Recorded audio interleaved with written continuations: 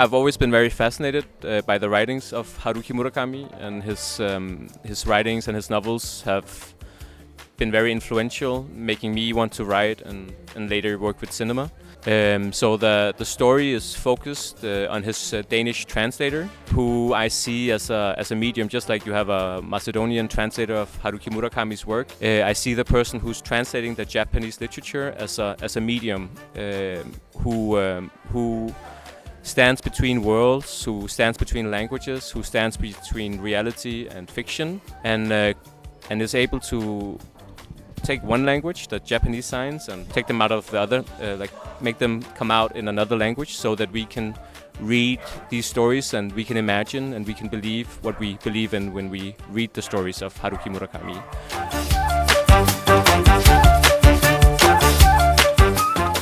I hope the Macedonian readers of Haruki Murakami will experience this, and I also hope the people who didn't read him will find a new story on translators and also have some interest for his work. That's what I've been experiencing when I've shown it in other places.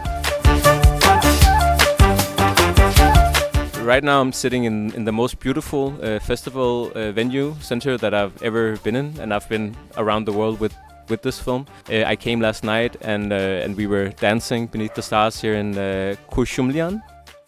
This is a place for me because I'm very used to living between languages, between cultures and worlds, just like this film. Dreaming Murakami is about being in between languages and worlds and cultures. So I feel this is a place that I really like.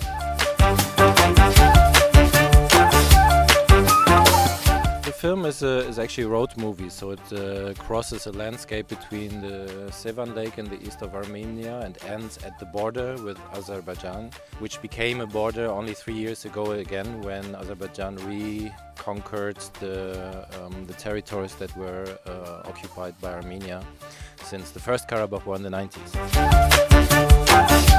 So this landscape and the form of this landscape is like a high platform that is surrounded by mountains, and at the border itself there's also a gold mine.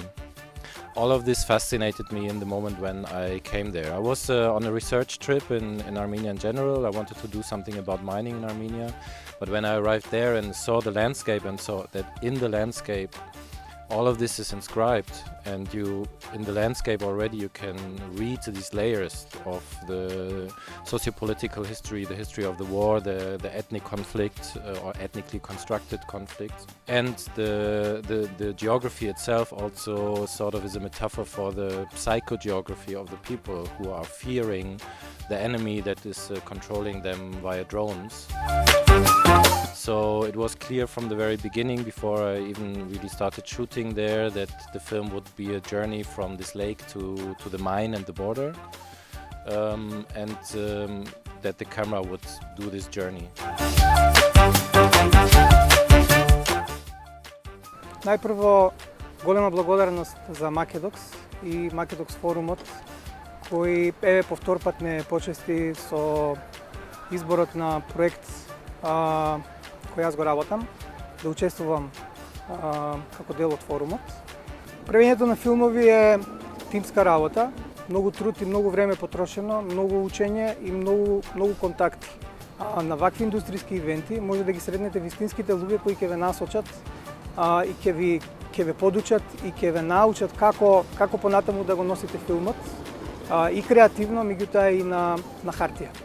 Како да стигнете до потенцијалните партнери и како тие можат да ви помогнат во насока на добивање на финансии да го затворите филмот. Така да мислам дека секој оној кој сака да работи креативен документарен филм е добро место каде што може да започне со тоа, да учи како тоа го прават големите филмови.